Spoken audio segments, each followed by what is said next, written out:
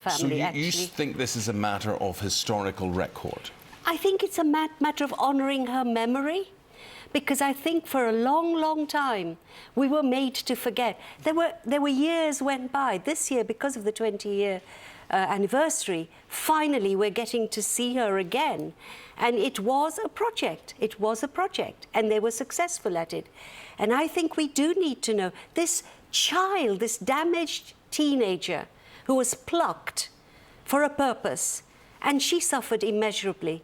I think the people should know. Penny, let's go over to you now. What do you make of what Yasmin's had to say, and a fact about honouring Diana's memory and making sure that her voice is heard? I could not disagree more. I think what Yasmin is saying is absolutely wrong in every way.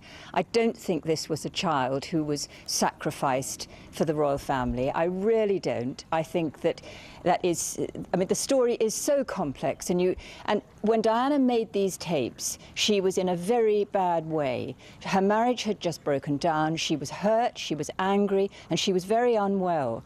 And they were never intended to be broadcast. Not even Diana was intending for the public to see these tapes. I think it is quite wrong and completely immoral for Channel 4 to be showing them. And I understand you saying they were never intended to be broadcast, but come on, they've all been reported, they've all been quoted, they've already been shown in America. They're hardly going to show us something that we didn't know before. I think there are things in these tapes that we didn't know before, and frankly, I think that her children, no matter what age they are, do not want to hear how often their parents had sex. Where is the public interest in that? It's just wrong. You have written a book, which is a bestseller, I believe, which I've read, this hagiography of Camilla, in which you've said terrible things about Diana. You have demeaned her. And this concern suddenly for not saying some stuff, which you have said in your book, seems extraordinary to me. This is totally different. This is Diana speaking privately to a voice coach.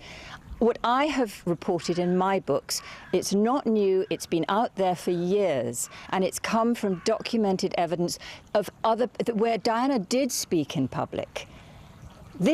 She did not intend this to be broadcast.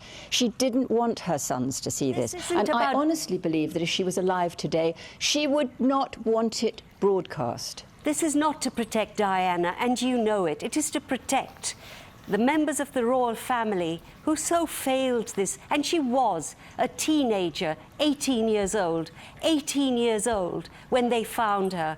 And actually, sorry, I believe used her. And Penny Junor's book is part of the rehabilitation, part of the forgetting, part of the actually raising an essential part of our history. I hope no other young woman is treated in this way.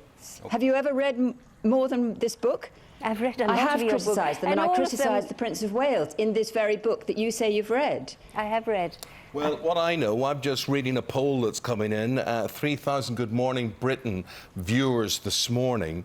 Of those, 2/3 say, Yasmin, that this programme should not be transmitted, that these tapes should not be used in this way.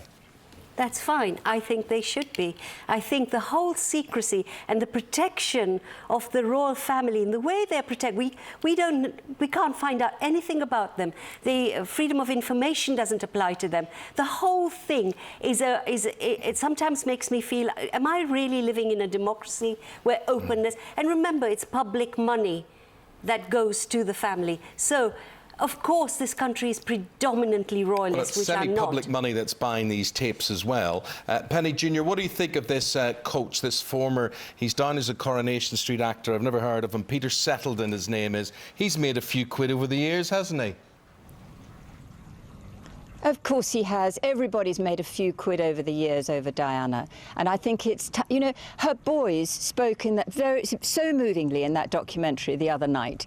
explaining how difficult it had been for them to get over the loss of their mother. Of course it's been difficult for them, because every time every second week their mother is once again on the front pages of our newspapers. She's the subject of documentaries. I really, really think it is time to let this poor woman rest in peace and let her children and the rest of her family get on with their lives. They lost a wonderful woman, and it was desperately sad, but it is over, and we must all move forward.